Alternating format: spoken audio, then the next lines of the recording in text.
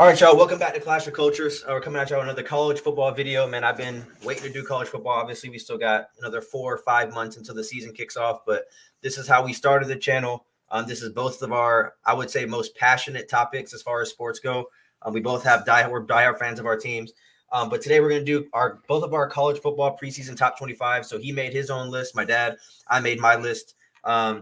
Obviously, in the top 10, we're going to have probably the same teams. But as you go down, we're going to kind of see the bias towards the ACC, and he'll probably see bias towards the Big Ten and how we both don't like the SEC, stuff like that. But it'll be kind of a discussion on what teams he left out, who he has number 1, 2, 3, 4, 5, whatever, the top teams, and then what big teams that we kind of both missed if we both feel like we missed a team. But how did you make your list? Did you go off of last year, or did you go off of like? So there's, I mean, when you're making a preseason list, first of all, especially this far out, I think we're just getting ready to enter the second window of the transfer portal. Teams are just starting to practice again, so it's tough. There's a lot of movement, coaches, players, so it's tough. So it's a lot of it is best guess, right? Best guess on who's going to win battles, depth chart battles. Best guess on how things are going to mesh.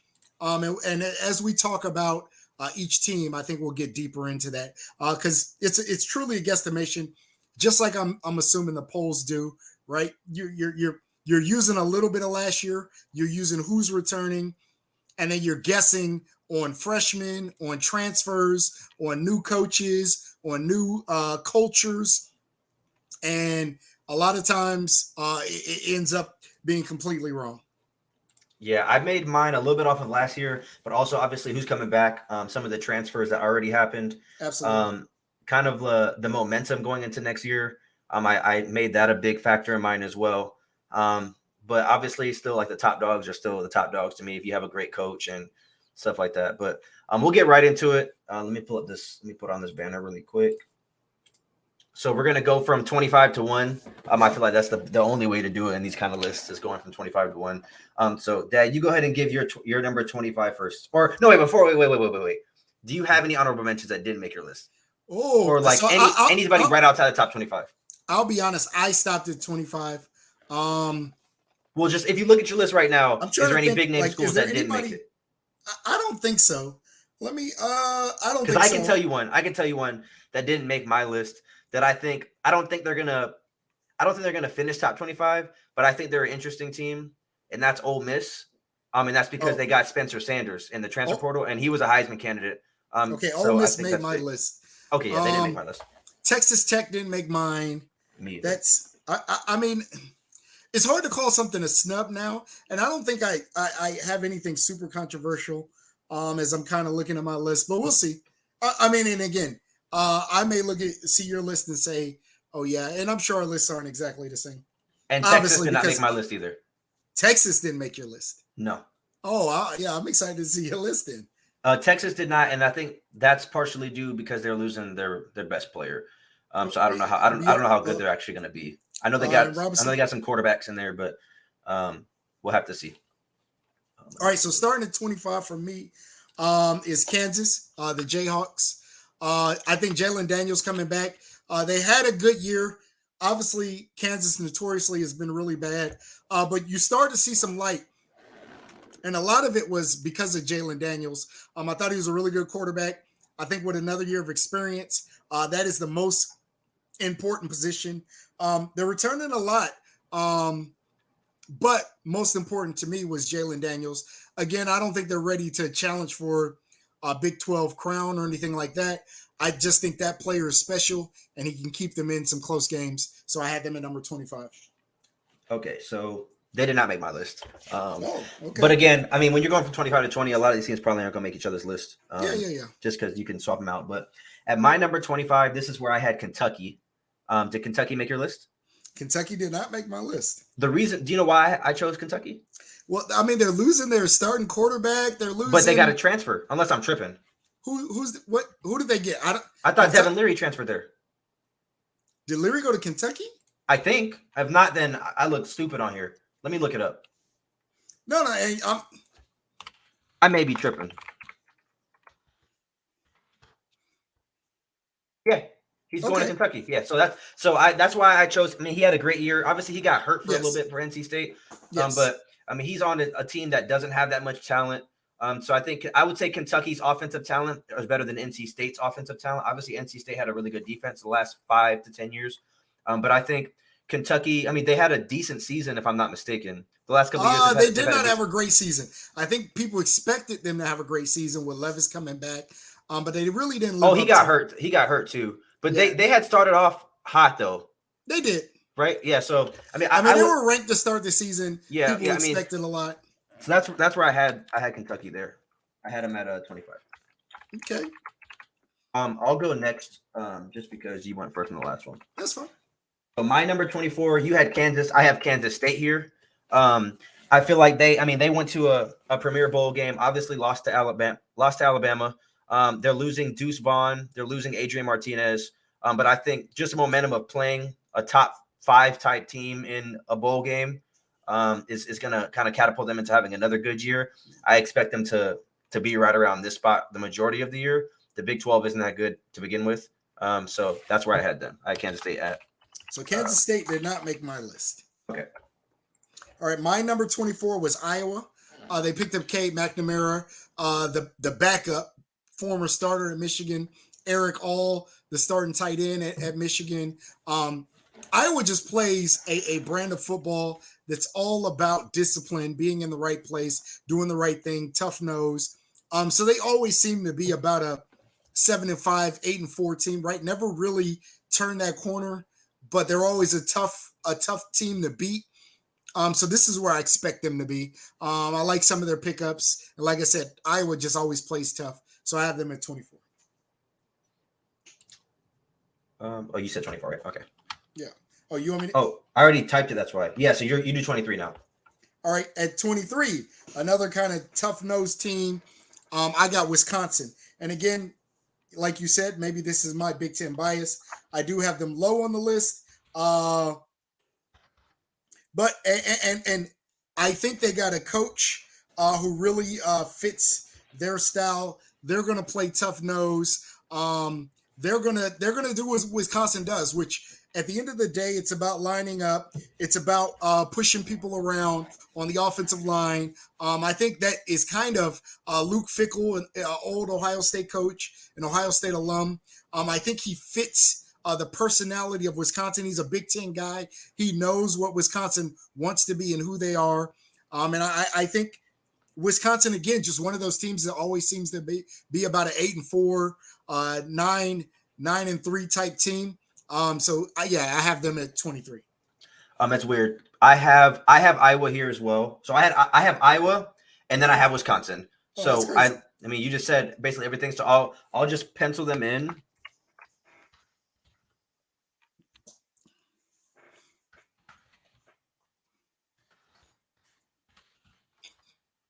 Okay, and then go ahead and do your 23, but I'll do 22 first. So that way, in case you keep taking my teams, I had nothing to talk about. Okay, so you got 23. All right, 23 is where I have Colorado. I'm sorry, 22. Oh, I'm sorry. Yeah, 22 is where I have Colorado. My God. So this may be the first jump, but the thing about it, and again, this is a preseason prediction. There's a mass amount of talent there. Now, there's obviously Colorado's coming off a 111 record, but I think what Deion's doing there in terms of changing the culture, holding players accountable, and amassing talent, especially what he did, I think they're going to finish with the #1 transfer portal team. They got some great players to include another top cornerback out of recruiting this year. You add Shador, you add some of those players that came over both from Jackson State and other schools. You add the coaching staff he was able to assemble. And I think you're going to see a team that turns around quickly. Now, they are in the Pac-12 with a great number of quarterbacks. And we're going to talk about some of those. But I think Deion Sanders, even the way he did it, look, the press is all there. ESPN is showing one spring game. It's Colorado's. Colorado, I think they're saying, is almost sold out of their spring game, almost sold out of season tickets. And remember, this is a historic program, and I'm not saying blue blood, but a team that historically had been pretty good. So I think this can get turned around quickly. I don't expect a 10-2 season, but I expect a 8-4, maybe 7-5 season. 8-4 is crazy. You think that's crazy? We need a wager. We need a wager right now. All right, so this is what we can do. Okay. We're gonna wager if Colorado goes 8-4 or better, then I will buy you a jersey of your choice. Okay. Jersey of your choice. We'll go same both ways. Whatever. Yeah, and mine will be a jersey of my choice. So a jersey of a college football choice, whatever. Yeah. But if they go 7-5 or less, then that's me. 8-4 or better is you. Okay. All right, y'all heard it here first. Wager on Classic Culture. All right, so you had Colorado there. So I'm assuming Colorado did not. Colorado. We got to pause here because I know you just did a. No. Listen. If I could do a bottom 25 team, Colorado would be on the bottom 25. You're wilding. Come on now. They're 1-11. They're 1-11. Yeah, they just picked up. I don't care what they picked up. I need to see it on the field, man. Well, and I give you that. There's no teams on my top 25 that were under 500 last year. I think there might be one team that was under 500. Actually, I don't even think they were. I think they might have been 500. But how many teams do you have that are going to have this level of turnaround in terms of basically a roster, a completely different roster? Listen, you know what you're doing right now? You selling dreams right now. I need to see it on the field. You selling dreams right now. I'll give you that, but let's not act like this is a normal situation. I'm gonna be honest with you. They might lose by 40 week 1. Who they got TCU first? They got TCU week 1. Boy, they might lose 51-10. What if they win though? If they win, then hey, I might buy you a jersey right there. All right, my number 21. I have the rival team. I got South Carolina here. They beat Clemson last year, heading out of the regular season. They beat Tennessee. I'm not even sure. Who did they play in their bowl game? Who did they play? Let me pull it up. I can tell you right now, but I mean, I think I remember the game too. The momentum that they have heading out of last year's season, I feel like is better than almost pretty much everybody in the country. Honestly, I mean, they beat 2 top 10 teams. I think they lost but I think they lost their bowl game, if I remember correctly. They played Notre Dame, didn't they? Yeah, I think so. Was it Notre Dame? I think they played Notre Dame, if I'm not mistaken. I can't remember. I got you. Hold on.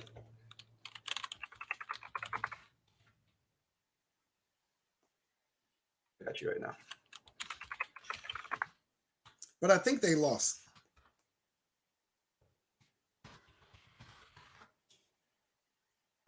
Yeah, they played Notre Dame. What was the score?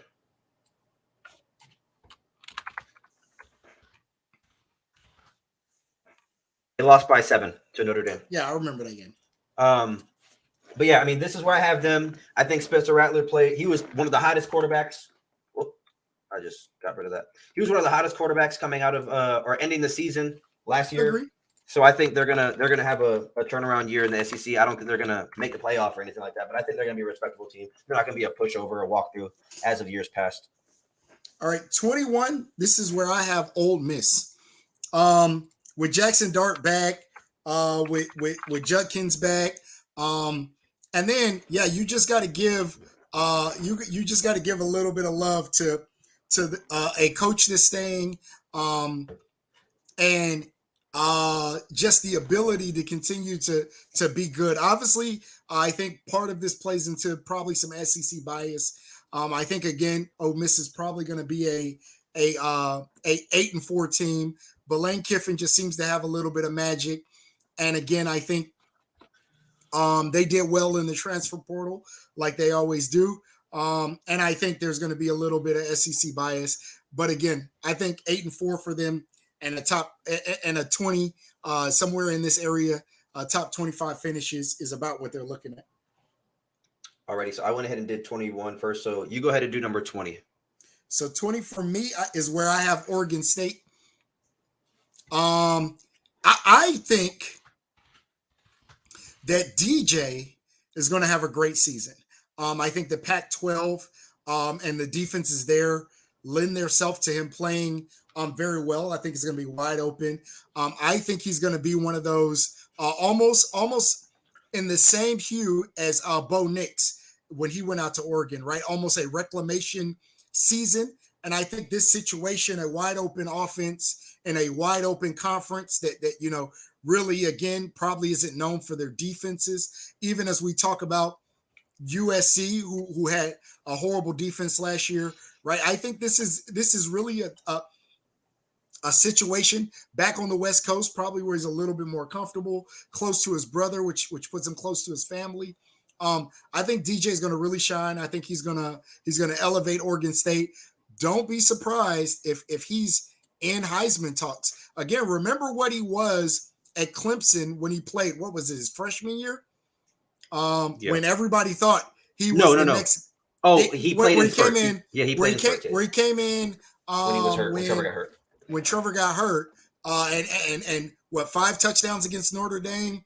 It looked all world. Again, something happened there. Maybe it's confidence, but I feel like this wide open offense with Oregon State, I feel like he's going to get back to the guy who was one of the top quarterbacks in his recruiting class. Alrighty. At 20, this is where I have Tulane. So I have something to say about Tulane. My friend Christian, me and him, if you guys remember, about 5 months ago, we made a video doing bowl projections. And I bet my friend Christian $300 that USC was going to beat Tulane. And Tulane scored 2 touchdowns in the last 90 seconds of the game. And I had to pay him $300 because of the incompetence of USC and the play calling. I don't even know how that happens. So I'm going to give respect to Tulane here. Did you actually pay him? Yeah, why wouldn't I pay him? We bet $300. No, I didn't know that was a real bet. That was a real bet, and I thought that was easy money. I thought it was. USC should have beat them by 50. But I mean, Tulane showed me that they are not a pushover. No, I respect the Tulane. So that's where I had Tulane at number 19. I'll go next. You just talked about them. That's where I had Oregon State. So okay, we already talked about that kind of. So I will let you go ahead with number 19. Who's your number? That's my number 19. Number 19 is where I have UCLA. Okay. Now they did not make my list. Huh? They did not make my list. Now UCLA obviously they lost Sherbet, they lost DTR, but they brought in a top quarterback more out of Michigan. And I mean, Chip Kelly in college football, he just seems to be able to work it out, seems to be able to figure it out. Again, for no other reason besides the fact that they're going to play in a wide open Pac-12. I think UCLA probably has some positive momentum coming off of a year at least where they were contending for most of the year, especially in the Pac-12. This is where I have them. Alrighty, I'll go next with my number 18. This is where I had North Carolina. Did North Carolina make your list? North Carolina did. In fact, they're going to be here soon. Okay. I think this team is going to be really good. They were obviously really good this past season. You got Drake May, who's going to have a whole nother offseason, just like Cade and all the other freshman quarterbacks that are kind of thrown into the fire in their freshman year. So I think this team is going to be really good. I think the defense, though, is what's going to kind of hurt them.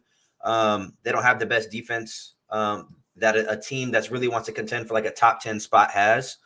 So I think that's always going to be a problem when you have to put up 40 to 45 points to win games. It's not a recipe for success.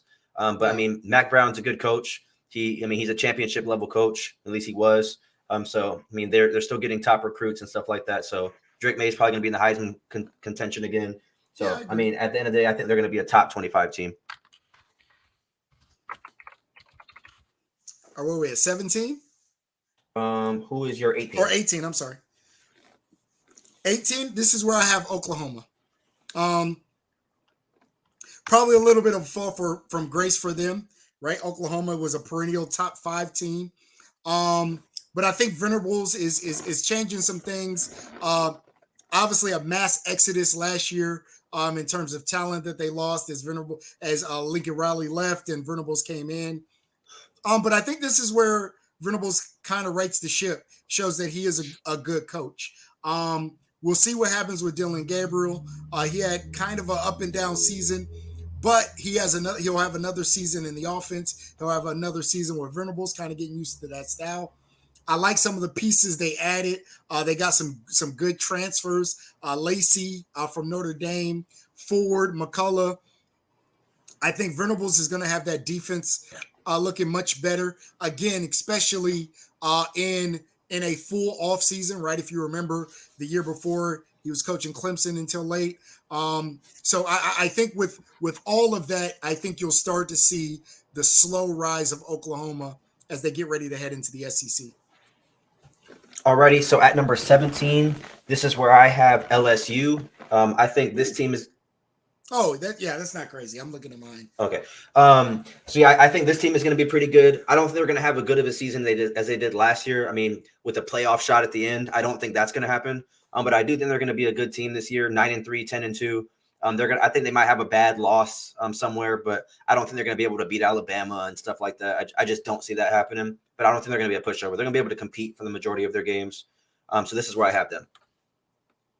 And just to make this quick, I don't think we have to get much into it. This is where I have North Carolina. Okay, give me 1 second because I erased some of my lists just now on accident. On your phone or? Yeah, because I was trying to copy it.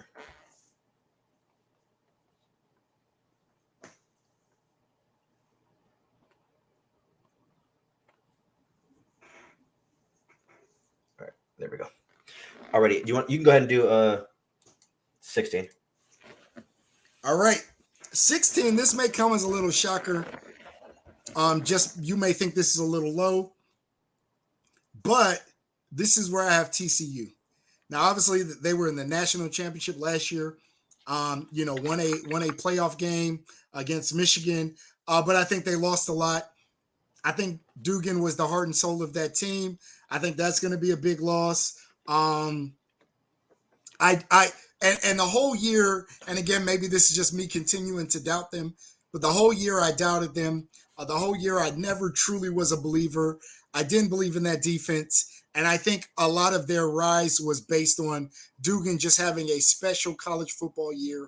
But like I said, with him gone, I think they drop, again, not necessarily off the radar, but I don't think they're a playoff contending team this upcoming year. Yeah, I have them a little bit higher, but I don't think they're a playoff contending team either. I think they're going to be pretty bad. When I say bad, I mean like 8-4, 9-3 to finish the year, right around there. Same thing as LSU. Like they're not going to be walkthroughs or walkovers. But I mean, I think I don't think they're going to be anywhere close to the playoffs. Right. But I mean, I guess we'll find out week 1 how they look against Colorado. If they win by 50, then maybe it'll change my mind. But, what number are we at? At number 16, this is where I have Washington. Okay. So I like Washington. You got Penix coming back, or Penix, however you say his name. He's coming back. I think he's going to be a Heisman contender as well. I think this team is a sleeper, especially with the Pac-12, and I feel like it's pretty wide open heading into the season. They can mess around and have a chance to win the Pac-12. And depending on, I don't know who they play out of conference. I haven't checked their schedule. But I mean, just how I watched one game of Washington last year, and the throws he was making was crazy. So, I mean, I think if they have a high enough powered offense, it's going to be kind of like North Carolina, where they got to score 40 to 45 points to win. In the Pac-12, you can do that because, I mean, it happens against every opponent. So, I mean, you saw it against Tulane with USC. They did it all year, and they lost to somebody who they weren't supposed to lose to. So, I mean, I think, like I said, this is where I have them. I could see them moving up. I could see them moving down. They're a little wishy-washy, but I think it just depends how good of a defense they have and how good Penix plays. But last year he played really good, so nothing indicates to me that he's not going to have a good year, especially coming back, which is another year in the system. All right, do you want to go again, or do you want me to go? You can go ahead, Joe. All right, this is where I have, and I know you already mentioned not having them on your list, but this is where I have Texas. Now obviously they lost Robinson, Bijan Robinson. But I think they're going to bring back enough production running. I like Cedric Baxter. I like Jonathan Brooks. They're bringing back Xavier Worthy. They're bringing back Jatavion Sanders, the tight end, who looks really nice. We'll see what happens with yours and Manning. But you got 2 back-to-back year number 1 quarterbacks. So you assume one of them are going to pan out. And I think this is going to be the year that one of them have to carry the show, right? I think last year they had Robinson in the backfield and they were able to kind of lean on him for offense. Now let's see what these yours has been in college now with the 1 year at Ohio State. This is his 3rd year. And Manning is a Manning. So, one of them really needs to step up, be that number 1 quarterback that we thought that they were going to be coming out of high school. So this is where I have Texas.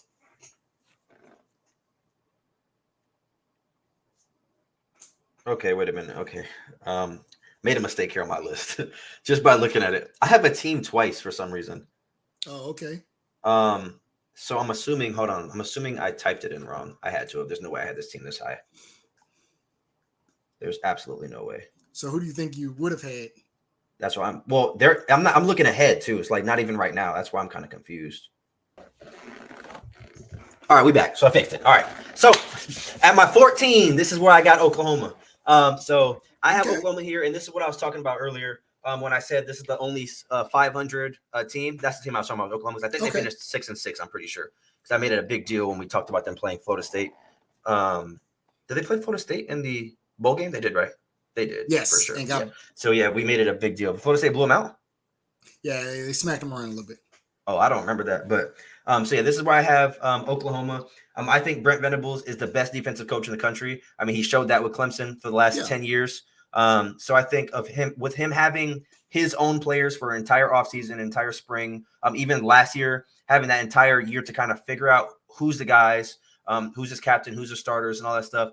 I think he's going to have a lot better year. I don't expect him to go 12-0, but I can see a 10-2 type season, 9-3 type season, contending for Big 12 championship type aspirations for Oklahoma. Okay. Who did you have at 14? At 14, this is where I have LSU. I think Jaden Daniels, again, another year in that offense with Brian Kelly.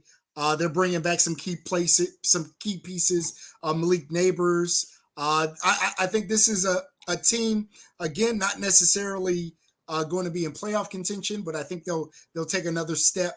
And I say take another step. I know they were in the SEC championship last year, but I think we all know that they were probably not the second best team in the SEC, even though they were able to beat Alabama. But yeah, I think they're going to be good. I think they're going to take a step in terms of kind of leveling out and being a good team going forward. But I don't think they're going to be in the playoff contention for much of the season. Yeah, like that's the same thing I said. I don't think they're going to be anywhere near the playoffs, but I think they're going to be a decent team.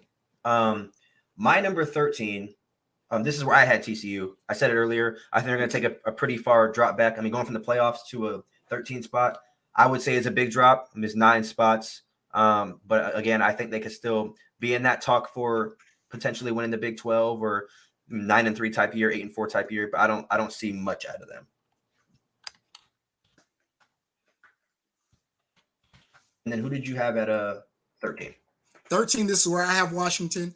We talked about Penix bringing back 2,000-yard receivers from last year. So he's keeping a lot of his pieces around him. And like you said, and I agree with this, the Pac-12 is wide open. Not a lot of defense going on there. If they can end up in shootouts, they can beat a lot of teams. I think they're going to be really good. I think they're going to be a fun team to watch. So yeah, I got Washington here. Okay. So my next team, they were really hard to rank at 12. I had them at 17 at one point. I had them at 8 at one point. Okay. Like as I was making them. I think this is going to be the team that I have next. But we'll see. At 12, that's where I had Utah. That's where I have Utah. Okay. That's what I said. So I literally, that's funny because, yeah, I kind of was the same way with them. But it was hard. I mean, because they've lost so many people. Yes.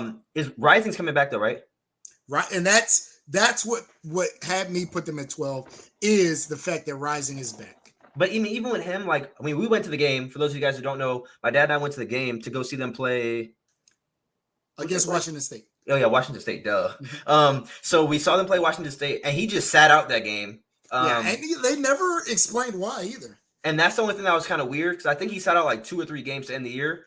Yeah. And like for me, he was their everything. Yes. They almost lost against Washington State in that game. It was literally coming down to the last play, and Washington State is not a good football team. So the fact that was even because Utah was like a top 10 team at that point. They were like number 9 or 10, and they're hanging in with a team that only had like 5 or 6 wins. So that was kind of weird to me. And that's why I had them super low. But then as I was looking at the other teams, it was like I couldn't have a team like LSU or Washington higher than them because I feel like Utah is more proven than them year in and year out. I mean, Utah has been good the last 3 years or so, a perennial top 15-ish team competing for Pac-12 championships every season. They just won one a couple years ago. So it was hard for me to just say, oh, they lost Dalton Kincaid. Yeah, they're not going to be good. So, I mean, that's why I had to kind of pencil them in here. But they were definitely a hard team to rank. They were probably the hardest team to rank out of everybody on here. I agree. But moving in to my number 11, I think you're going to have this team higher. But this is where I had Oregon. I have Oregon higher. Okay. I have Oregon here. Bo Nix obviously coming back. They were a fun team to watch. They beat North Carolina in the whatever bowl is in San Diego at Petco Park. They beat them in that bowl game. The Poinsettia Bowl? Yeah, that was actually my favorite bowl game. Like when we made our list of games we're looking forward to, I said on this channel that game was going to be like the most interesting. And I think it was a pretty good game, but it was low scoring. For 2 teams that score a lot of points, it was very low scoring. So it didn't really live up to what I thought it was going to. But this is where I have Oregon. I think they are a sleeper to make the playoffs this year, even though I have them at 11. I think obviously when you get to the top 10, these are teams that can make the playoffs. But I would say I can see that. Yeah, these guys have a good chance to kind of make some noise at the end of the year. And then who did you have at 11? At 11, this is where I have Notre Dame. I think Sam Hartman is a good quarterback. Oh, that's crazy. 11's kind of crazy. I'm not going to cap. You got them higher or lower? I got them extremely higher. Oh, yeah. I still don't think they're a great team. And I love Marcus Freeman. Again, another Ohio State alum. I like Sam Hartman coming in. But again, let me say this. I think they're starting the season with a loss, obviously, right? I think their 3rd game in the season, they play Ohio State. Who they play in week 1? I think, Who they play week 1? Both teams have like two kind of. I don't know Notre Dame. Oh, you said they're starting the season with a loss. I think you meant in week 1. No. I'm sorry. Yeah, I'm about to say who they play in the season. I got early in the season. I think they lost a lot of talent. I think Michael Mayer was one of their best offensive weapons at tight end. So we'll see. Again, I think Notre Dame has talent. They have top talent, and they always will. But yeah, this is where I have them. I don't think they're gonna again be competing for a playoff spot. I definitely think they're going to compete for a playoff spot. And I haven't even looked at their schedule, but part of it is because they're not in the conference. Yeah. So I think that's why. But they got Ohio State, they got SC. I think they play Clemson this year. And I don't think they're going to win any of those games. Well, any of them? I don't think they win any of those. That would be crazy if they went 0-3 against those 3 teams. But I mean, I think they have I'll put it this way. They have this, I wouldn't say the strongest schedule, but let's say they only lose one of those games. Hey, your last game, you put Oregon State. It should be Oregon. Oh, it automatically did it. But let's say that they only win one of those games. I mean, if they only lose one of those games, I'm sorry. Let's say that they beat USC and they beat Clemson and they lose to Ohio State.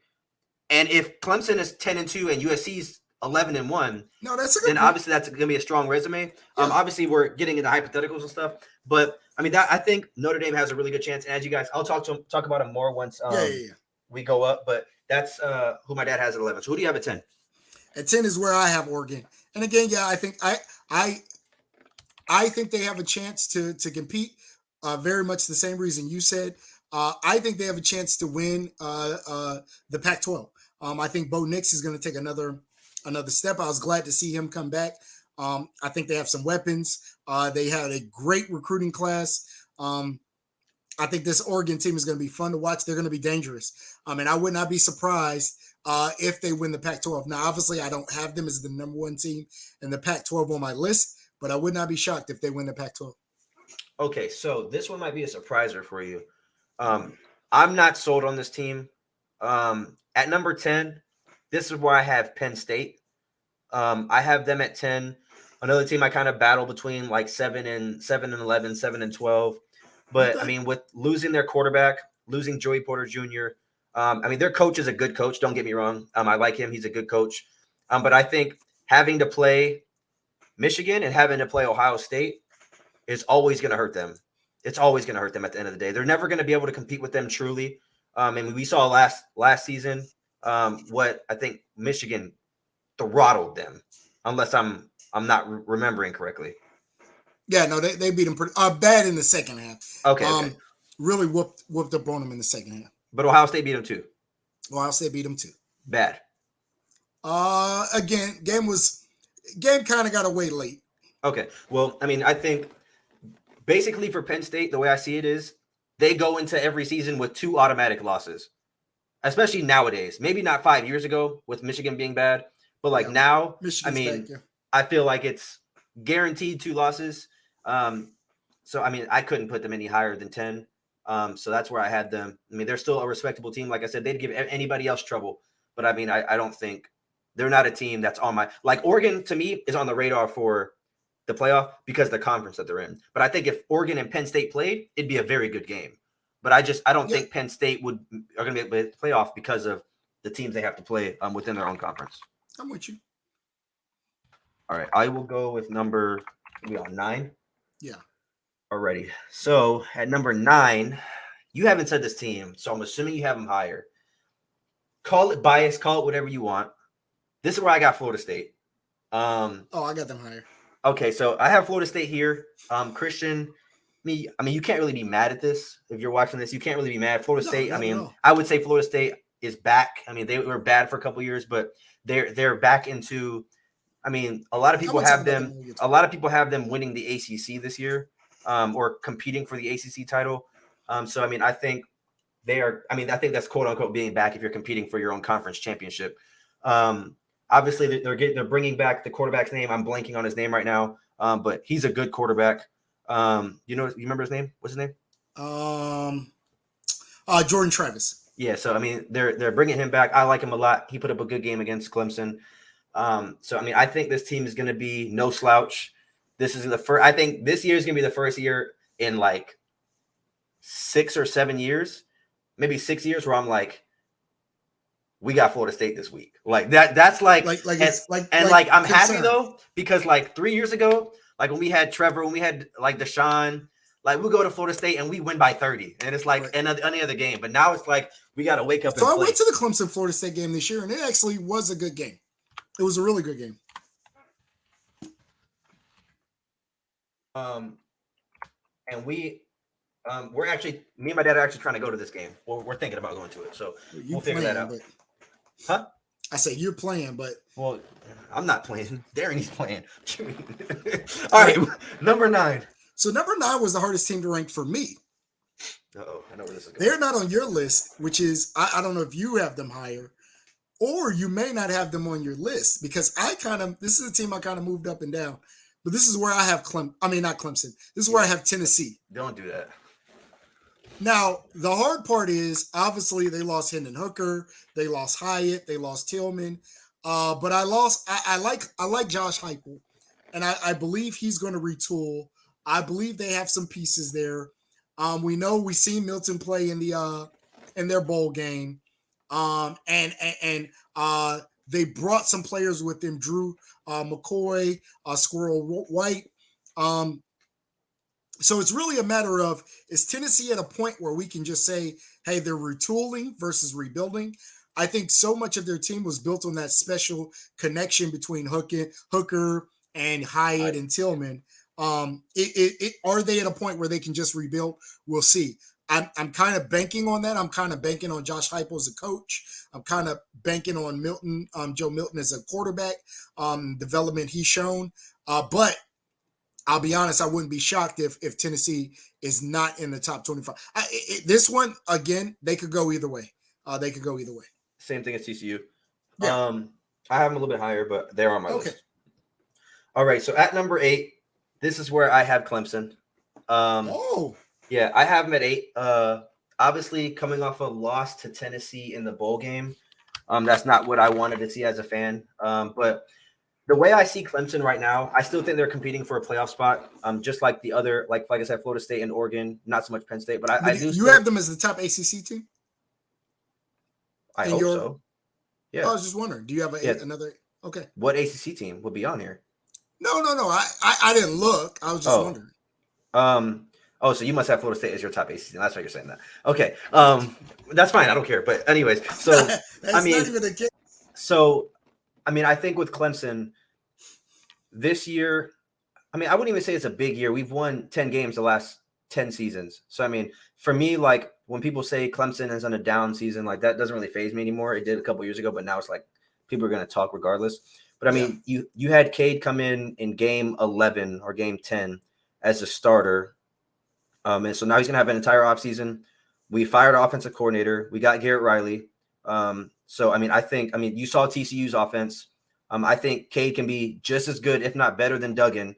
So, I think with the talent that Cade is going to surround himself with now, and then how they're being used now with Garrett Riley rather than with Brandon Streeter, I think it's going to be, I think we're going to be fine. Our defense. So do you put a lot of the issues with the offense last year on Streeter?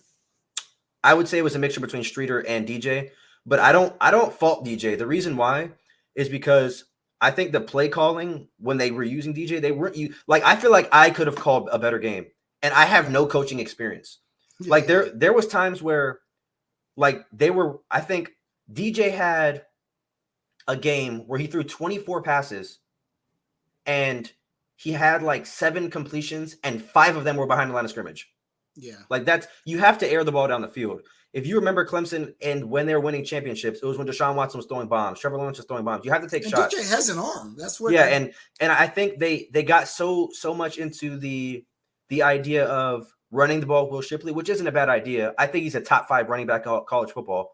You didn't. You think otherwise of him, but that boy is a demon. Shipley, nice. And I think if they use our weapons correctly, I think we could be a top 5 offense. We're always going to have a top 5 defense. So it's just a matter of the right OC coming in. And obviously, as a Clemson fan, I think Garrett Riley might be that guy. But we'll have to see this year. But this is where I have him. I have him number 8. All right. So my next 2 picks are going to echo your last 2. I have Florida State, then Clemson. Florida State for me, there's so much hype around them. I've seen predictions where they had them in the top 4. I think that's a little crazy. Like I said, I think Jordan Travis had a great year. I think they have a bunch of great returning talent. They seem to be able to put it together late in the year, but you still got to, to me, prove it, right? When we're talking about playoff contention, potential is great. But I think as we start to get up, the rest of these teams are teams that I think have kind of proved it right now. And I put Clemson in that at that level, right? Clemson is a perennial double-digit win team who rightfully can say that they're always in contention for the playoffs. This is new to Florida State, right? They have not. I don't think they've been in the playoffs. They did. They played the first one. They lost to Oregon with Winston. Okay. Yeah. But so obviously, yeah, that's been a while. So again, I think this does have the potential to be a special season for Florida State. But this also has the potential to be a letdown for Florida State. So we'll see how this goes. Clemson is Clemson. I think they're going to do Clemson things. I think this goes right back to what you said, right? Is the offense more dynamic? I think Clemson's defense is going to be what Clemson's defense has been for the last decade plus. But can they be dynamic on offense? Can they threaten with the passing game? I think the problem with Clemson last year wasn't so much on DJ, like Steven said. I need to see a wide receiver break out this year. I need to see a wide receiver have a really good year, establish yourself as a true number one target. Clemson has a history of some great wide receivers, and we can kind of talk about them. The Sammy Watkins, we can go down the list of great Clemson wide receivers. I think they did not have that last year. I'd like to see one of their receivers really break out and be the guy, and I think that helps elevate this offense. Yeah, I mean, we'll see. I think we had one guy have over 100 yards receiving in a game. Right. And it was in the bowl game. And it was a guy who I've never heard of until that game. That's how bad the season was. It was some scrawny little white receiver, Nolan Turner's little brother. I know Nolan Turner because he picked off Justin Fields in the end zone in the playoff. I don't know if you remember. He's a white number 24. He played safety. Yes. With that big. When Olave was supposed to break one way and that play. Yeah. His little brother had 100 yards. He's nice. Playoffs. He's actually straight. His little brother. Cade he threw like an 80-yard bomb to him. And then I was like, okay, I don't know who this is, but he's going to get a little burn next year. So hopefully we have a better receiving core next year, but we'll have to see, or this year, I should say. At my number 7 spot, this is where I had Notre Dame. So I think Notre Dame is, like I said before, has a big chance to compete for the playoffs this season. If I had to choose 4 teams, they'd probably be 4 or 5. They'd be right around there. I think Sam Hartman is a great quarterback. Played against him the last 2 or 3 seasons, shredded Clemson. So you know more about him than me. I know his numbers. I'll be honest, I think I watched them play maybe Clemson, but I have not seen a bunch of Sam Hartman play. He's a good quarterback. And it's more so, it's like Jordan Travis. Like, he just has the heart to win. And I think, like I said, when you're playing against a Clemson defense who doesn't really give up a lot of yards, and you throw for 400 or 500 yards on us, like that, obviously is eye-popping because not many quarterbacks can do that against a top defense in the country. So I think adding him to arguably the best offensive line besides Michigan, Notre Dame has a great offensive line. They're known for great offensive lines. And a decent defense. Again, and you're playing where you're independent, you're not in a conference. You just win one game at a time, and you have a chance to get in the playoffs. Just like this year, they had a chance up until losing. Who did they lose to late? Because they beat Clemson. What was their final record? Did they lose to South Carolina? And they played. No, they played South Carolina in the bowl game. I can't remember. I'll tell you right now. Who did you have at your number 6 though? While I look that up. At number 6, this is where I have Penn State. Okay. So I think Penn State is going to look, and even if we say they lose 2 games, I don't think it's going to be the same way they lost the 2 games last year. That was a young team. And when you look at the players they're bringing back, especially in the backfield this year, I think Drew Aller, Ohio kid, and Ohio State, we were trying to get him just a little bit too late. Nick Singleton, Katron Allen, they have a nice young backfield, 2 great young running backs. I think they're kind of here to stay, and Penn State always plays tough, smart, hard-nosed defense. So yeah, I think they may lose 2 games, but I think both of those games are going to be close if they lose to Michigan and Ohio State, and I think those will, if they can get one of those, now we're kind of in a 3-way tie, and now they have the potential to possibly go to the playoffs. Okay. Yeah, I had Penn State lower, obviously. Yeah. But I had my own reasons. I think it's biased a little bit too. Just I don't trust them at the end of the day. I think they're going to lose games. But for Notre Dame, I was pulling up their schedule, like I said. They lost to Ohio State by 11. Yes. They lost to Marshall by 5. Yes. Then they beat Cal. Next week. Yeah, they beat Cal. They beat North Carolina. They beat BYU. Lost to Stanford by 2. Beat UNLV. Beat Syracuse, beat Clemson, beat Navy, beat Boston College, lost to USC by 11, and then beat South Carolina. Yes. Yeah, yes. And then beat South Carolina. So I think they'll be a little bit better. I think obviously they lost Michael Mayer, but I think the quarterback upgrade is a far upgrade than what they had before. I think Hartman is the best quarterback Notre Dame has had in years. Who was the other quarterback? They had what was bro's name? And like No, not last year. It was like 5 years ago. Oh man, Oh, who I they don't know who have? they had 5 years ago. Was he good? Yeah, I'm gonna tell you right now who they had. Ian Book. Oh yeah, Book was nice. Ian Book was straight. Who am I missing? I think I'm missing one more player. They had Deshaun Kaiser. That's not who I'm thinking of. I think Ian Book. When they had Ian Book, he was straight, but I think Hartman is a superior player than Ian Book was. So I mean, I think I'm Like I said, I haven't seen much of Hartman, so we'll see. looking at the list. I think Hartman is probably the best quarterback that they've had since in the last 10 seasons, at least. Since like Tommy Reese and Tommy like Reese was nice. Jimmy Clausen, Brady Quinn. Yeah, that's what I think. He's a good quarterback. Sam Hartman is a really good quarterback. So I think that's going to take them over the top. At number 6, this is where I had Tennessee. I know you had them further down, but they're getting the young quarterback, the Samoan kid. I'm not going to try to pronounce his name. I'm going to butcher it. Oh, Nico, and then yes, Lamialava or something like that. Yeah. I tried it anyway. I think. You think he's going to beat out Milton? No, but I think it's going to be kind of a similar situation as the DJ and Cade. I think Milton's going to play for a little bit, but they're going to experiment with both. So I think he's eventually going to win the spot. I mean, he's supposed to be that dude, and he has crazy NIL deals. Yes. That's not a guy that just sits on the bench. That's not one of those kind of guys. That's where I had him at number 6. My number 5. I'll just go number 5 as well. I'm assuming you have him right around here as well. So I got USC. Okay.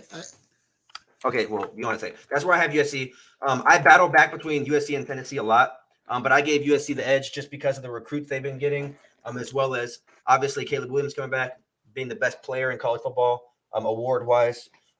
So, I mean, I think they're obviously going to compete for a playoff spot. You got them, Oregon, and Washington. I mean, Utah is still there too. So, I mean, the Pac-12 is going to be a fun conference to watch this season.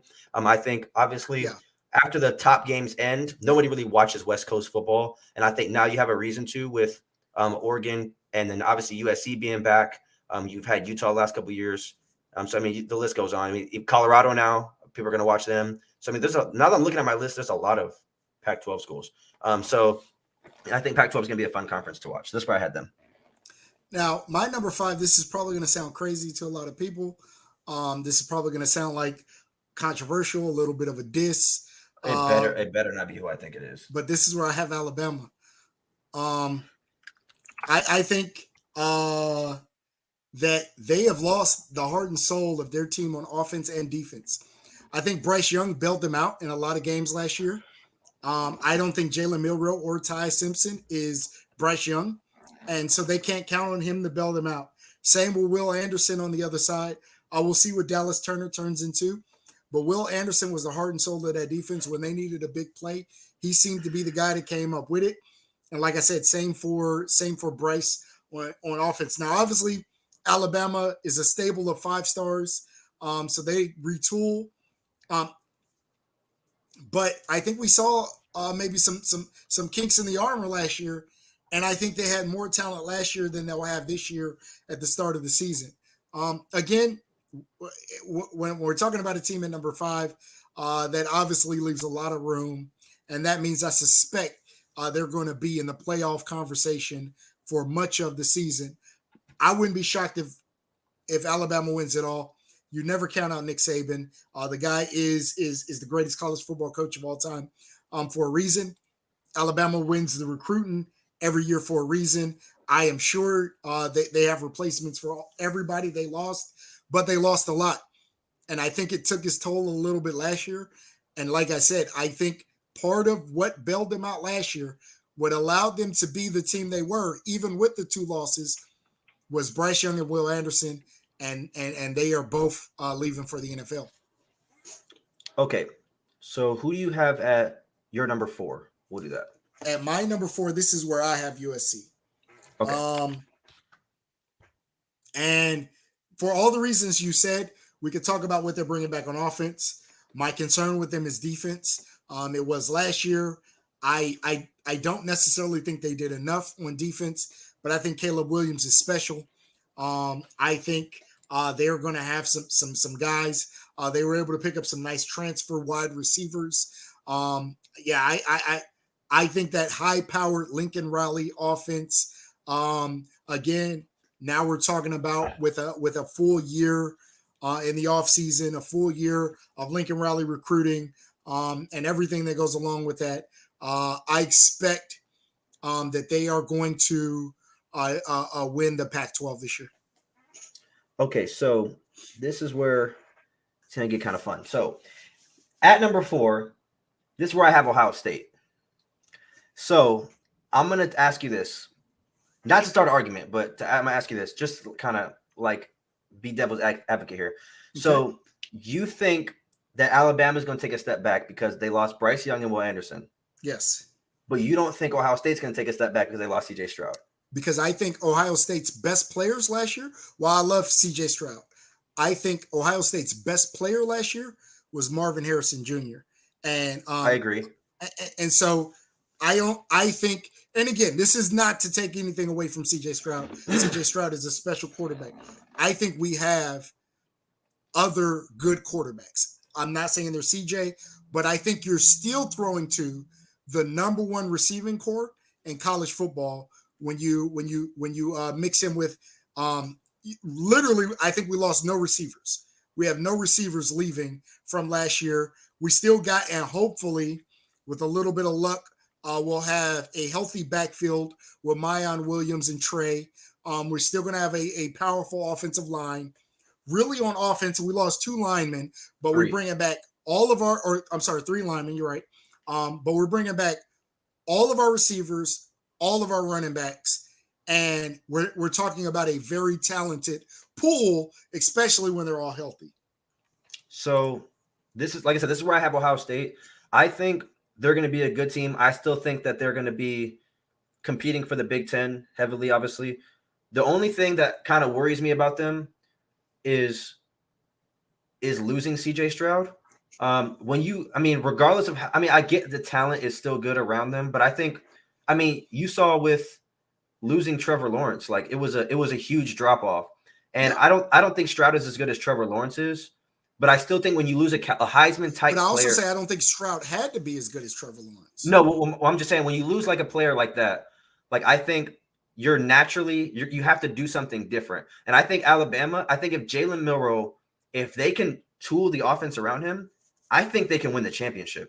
And I think, he's literally like a Lamar Jackson. So it just depends on, we saw Alabama doesn't really need they don't need a Bryce Young to win the championship, if that makes sense. Like they had Blake Sims, they had Mac Jones, who I don't think is that good. He's a good system quarterback, but they've never really had elite quarterback play. So the one time that they had a Heisman winning quarterback or a really good quarterback, I think they used it their ability. They threw the ball around a lot too, obviously. But I think they're going to go back to playing what we knew Alabama football was: run downhill, play smash mouth football. I think they only lost 1 lineman.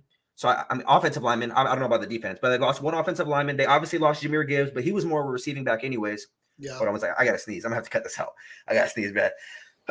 Woo! I'm gonna cut that leave that in. No. But they lost Jahmyr Gibbs, but they obviously a big part of their offense, though. To me, Gibbs was the best running back in the country. To me, every time I watched him, I don't know if I call him the best running back in the country, but I think he was the most complete back. I'll give you that. He can run out of the backfield. He looked like an ETN a little bit, but he was straight in that system. So I think if they can, let me type this in real fast before I forget. But I think if they can tool the offense around Milroe, assuming that he's going to be the starter. Well, let's go because you're going to get to Alabama at some point. Alabama's my number 3. Oh, they're your number 3. Yeah, that's what I was talking about. But I think if Milroe's the starter, and I'm not saying run a triple option. That's not what I'm saying. But run a lot of read option plays. Yeah. Kind of like what they did with Deshaun Watson. RPOs. Yeah, exactly. What they did with DJ. I think if you run an offense like that, Milroe can be a Heisman contender. He has the physical athletic ability. He can throw the ball. He doesn't have the arm that Bryce Young does or Tua does. But he doesn't need it when you're playing with a bunch of 5-stars. You don't need that. Right. You saw Blake Sims. You saw Mac Jones. You saw A.J. McCarron. All those kind of quarterbacks were all championship-level quarterbacks, but they didn't need to do anything special. I think they made the offense with Sarkisian and what's his name? The old Texans coach. O'Brien. Yeah, Bill O'Brien. Yeah. So like they've made it to where it's like a Clemson style offense, and like they're throwing the ball, airing it out. Just go back to Alabama football and let him run read options, get in the I formation. You guys have bigger, stronger linemen than everybody else does, besides maybe Ohio State, Michigan, and like Notre Dame. The other blue bloods, Yeah, so it's like you can win just based off of that. So I think if they do that, they're a top 3 team. I think if they try to play like they have Tua and they have Bryce Young, then they can easily be a number 8, 9, 10 team like we saw this past season. But I think Milroe has the tools to win. I don't know much about the other dude. But Ty Simpson. Yeah, he didn't play much. I think Milroe should be the starter. I mean, when you look at his athletic ability and you play around him, I think run. Yeah, and the only reason why I gave Alabama the edge over Ohio State is because I think Nick Saban is a way better coach, and I think that the offensive line for Alabama is going to be a little bit better than the offensive line for Ohio State, and I think it's going to help a new quarterback in both systems. Now, obviously, I still give the edge to Ohio State's receivers, but I still give the edge to Nick Saban's defense and just Nick Saban's coaching style. Listen, I take nothing from Nick Saban. Like I said, greatest college coach ever. I would trade Ryan Day for him in a second. But I'll go to 3. This is going to hurt my heart. But I also want to take bias out of this. So this is where I have Ohio State. Obviously, that's actually surprising. I did not expect that. Obviously, and I'm gonna. So part of this is you got to prove it, right? And I think Ohio State is in a we have to prove it situation this year. Listen, Michigan has beat us twice, right? I mean, I can't put, especially with what Michigan has returning. They have a bunch of, and we'll talk about Michigan, obviously. And the 2 teams ahead of them, and I can just say them, but both of those teams. No. I'm sure people can guess who the top 2 teams on both of ours are, right? But there's a little recency bias, and with that, I had to put Ohio State where it is. I think they fall behind 2 programs that beat them last year. Okay, well, now that you said that kind of makes sense. Who's your number 2? My number 2 is Michigan. Okay. Again, yep, that hurts my heart. I don't think I've ever ranked Michigan over Ohio State in my life. But bringing back JJ, Donovan Edwards, Corum, they're going to play downhill football, and that's something we struggle with, right? The 2 teams we lost to last year are 2 teams that play downhill football. And we do not, if you want to go pass happy, I think we feel comfortable in a shootout with anybody. But when you get to that ground and pound, it's the way Michigan has beat us twice, right? I don't think they can match our weapons necessarily. But they play 5 men in the box, and my 5 linemen are better than your 5 defensive front. And we're going to beat you down the field. And they've done it 2 years in a row. So I got to give them the props. And then for Georgia, you win the national championship twice. I got to start the season with you at number 1. We could talk about what they lost, but we talked about what they lost last year, and they were able to win the national championship last year. So I gotta, until you beat the king, you can't dethrone the king. So I got to start them at number 1. Okay, I'm gonna go in reverse order. I'm gonna talk about Georgia first. So same thing with you said. They won back-to-back national championships. They went 15-0, looked dominant pretty much the entire season. Obviously, except against Ohio State. And then blew the doors off TCU. Yes. So I mean, you have to start them there. But I will say this: I think they lost half their players on offense, half their players on defense. They lost Stetson Benton, who's again is not a crazy Heisman type quarterback, but he knew the system. He's been there for a long time. He was comfortable in this system. The coaches were comfortable with him. You lost Jalen Carter. You're gonna lose Ringo. You lost some offensive linemen. Lost Christopher Smith. Yeah, they lost a lot. So I think it can go. This is going to go one of 2 ways. They're either going to continue doing what they're doing, go 12-0, 11-1, make the playoff as normal, or they're going to end up stumbling, and we're going to talk about them the way that they talked about Clemson when Trevor Lawrence left. I think that's exactly what's going to happen. Yeah, I think Bennett was, and part of me wanted to move them down.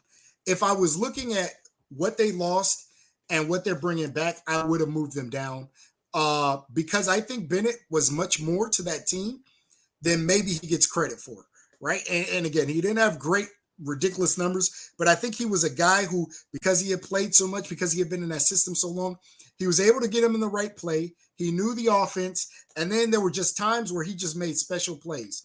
You can look at the Ohio State game. He just made special plays when they needed it. You can look at a lot of their big games, the national championship game last year. He just made special plays when they needed it. In the game against Alabama. So I think we look at and we talk about what Georgia is everywhere else, and that defense has been ridiculous the last 2 years. But I think I would not be surprised if they don't end the season number one. I don't think they'd be my natural pick to win the national championship. Again, I say this will hurt me to say, but I think what Michigan's bringing back, I think they just stack up as probably one of the most talented teams in terms of what they're returning.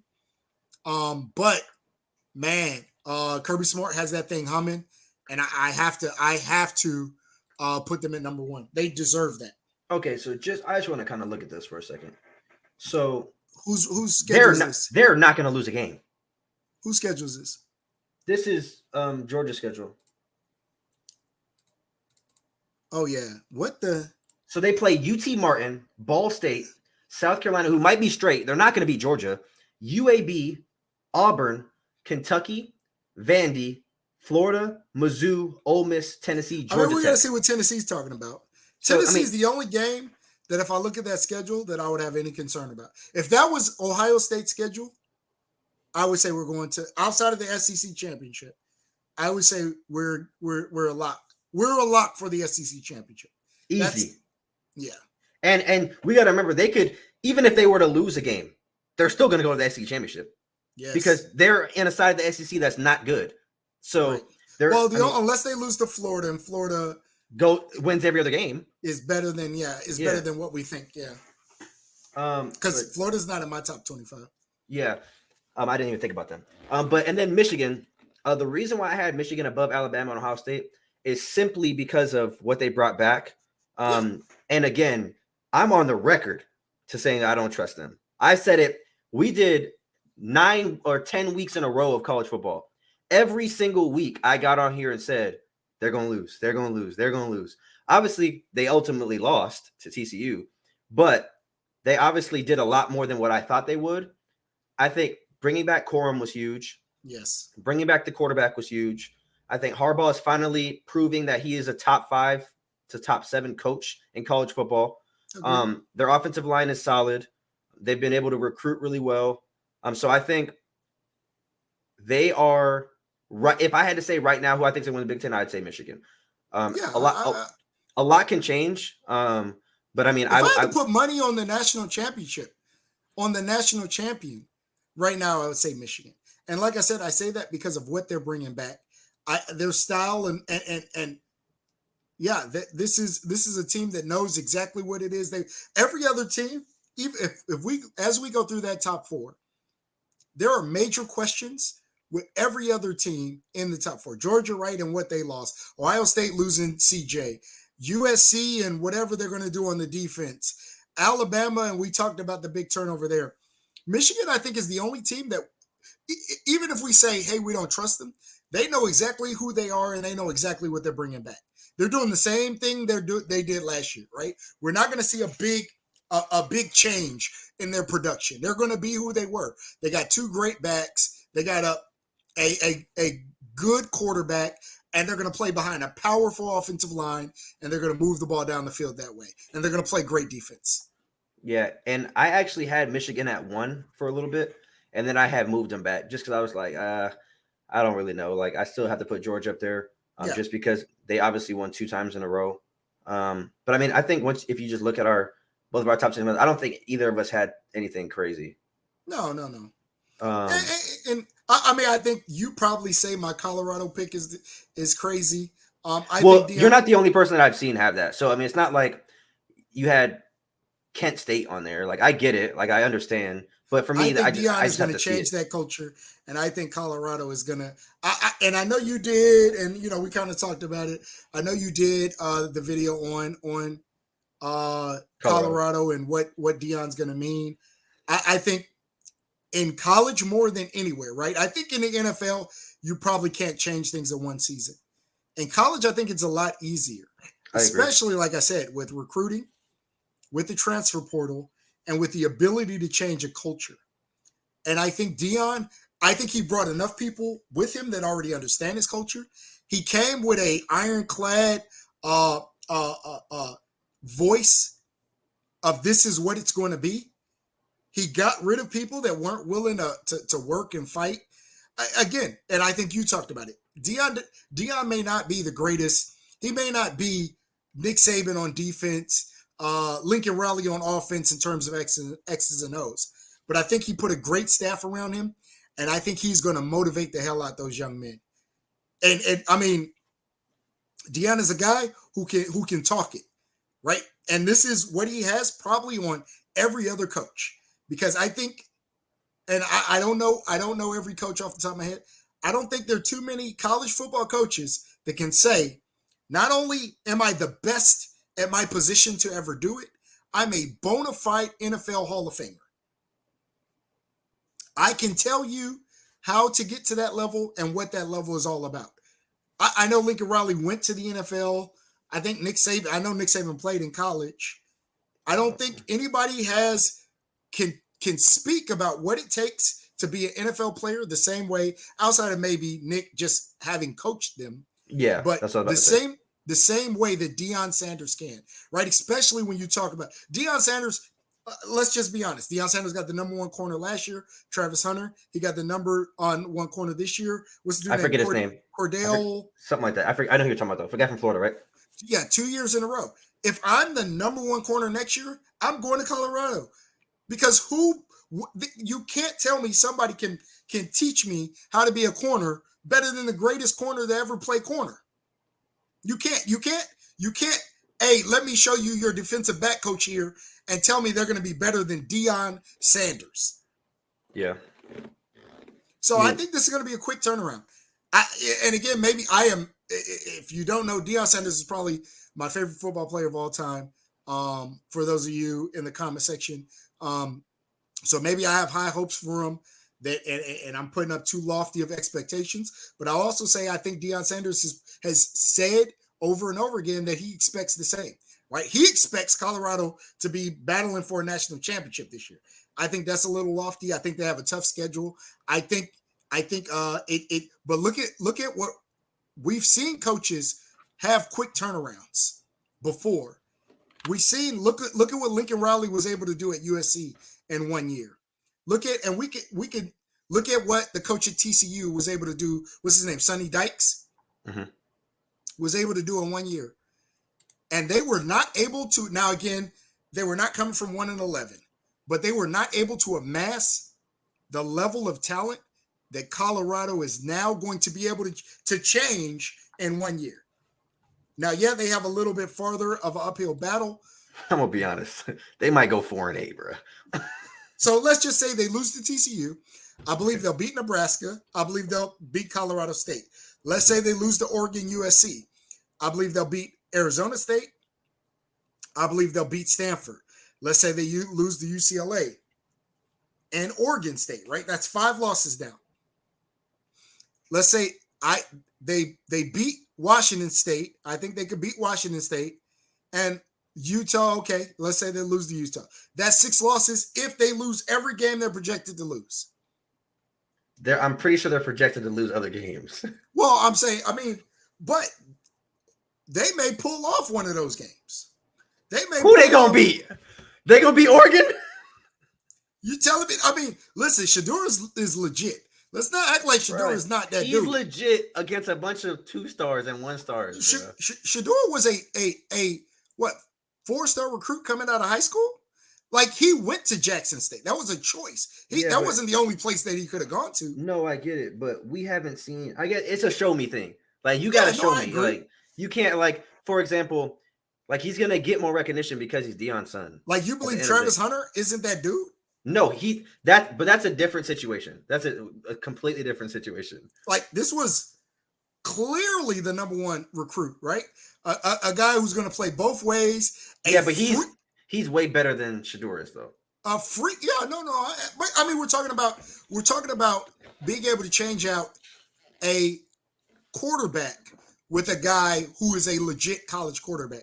We're talking about being able to put legit NFL prospect weapons on the field. Colorado did not do that last year. They're going to have legit NFL prospects on the field this year. I think, like I said, I have them. I'm pretty sure I said in my video, I have them going like 6-6. I think they're gonna lose to TCU. I got 8-4. 7-5, 8-4. Okay, so let's say they're 8-4. Where are their 4 losses coming from? So I'm assuming Oregon and USC. That's 2. So okay. If I had to say 8-4, I think they beat TCU. Okay. I think they lose to Oregon, USC, Utah. So you need one more loss. And UCLA. And so you think they beat Washington State, Arizona, Oregon State, Stanford, Arizona State, Colorado State, and Nebraska and TCU. Just me having to say all those names, it ain't happening. I mean, you know what's going to be crazy? No, you know what's going to be crazy? When they lose to Nebraska. Now, if they lose Nebraska, then if they lose to TCU and Nebraska, I'm just gonna go ahead and buy you your jersey. They're gonna go 3-9. If they lose to TCU and Nebraska, I'm gonna just go ahead and buy you the jersey. Yeah, I think they might lose to Nebraska, bro. What was the bet again? We said what? They have to go 8-4 in order for me to get your jersey. And I'm gonna guarantee you this: they're not going 8-4. I got them 8-4. So that means you got them basically beating TCU. Yeah, I got them beat. So they got to beat. Would have to beat TCU, Oregon, USC. I watched TCU last year. TCU was horrible on defense. You know who was worse? Well, yeah, of course. Do you know who was worse? Colorado was 1-11, bro. They didn't have Travis Hunter last year. You're right. They didn't. Hey, but I truly think they're going. I mean, and I think 6-6 is like best case scenario. You think that's best case? And I think in my video, I think I said 7-5 is best case scenario, but I would hover right around there. I think worst case scenario is like 2 or 3 wins, to be honest. I think that's a possibility. You think to only win like 3 games? Because I think TCU, Oregon, USC, and Utah are all locks for losses. I think they can realistically lose to Washington State, Stanford, and Nebraska. I think they can realistically lose. Did you see how quick Deion took over Jackson State that had only won 1 game? They were playing against a bunch of me's. It doesn't matter. He had the same. No, he didn't. He did not. He did not have the same amount of talent. He started from the same place, a 1-win team. No. Anyways, that I think we'll see. Y'all see me in about a year, maybe 9 months. I'm gonna be rocking a Cade Klubnik jersey on show, rocking it, courtesy of my dad here in Colorado. Cormaine McClain. Cormaine McClain. Oh yeah. Him and Travis Hunter, lockdown. Anyways, what's gonna happen is McClain's not even going. He's gonna mess around, not even play. Is he on campus already? Yeah, he's been on campus. I thought it was 2023. No, class. yeah, he'll be a freshman this year. Or 2024 class, I mean. All right, well that is our top 25, pretty much the same. And we had a few. I mean, obviously Colorado. Yeah. Colorado was in there. Kentucky was in there for me. Especially at the bottom, but those are hit or miss. But that is going to wrap it up for this week's episode. The preseason college football top 25.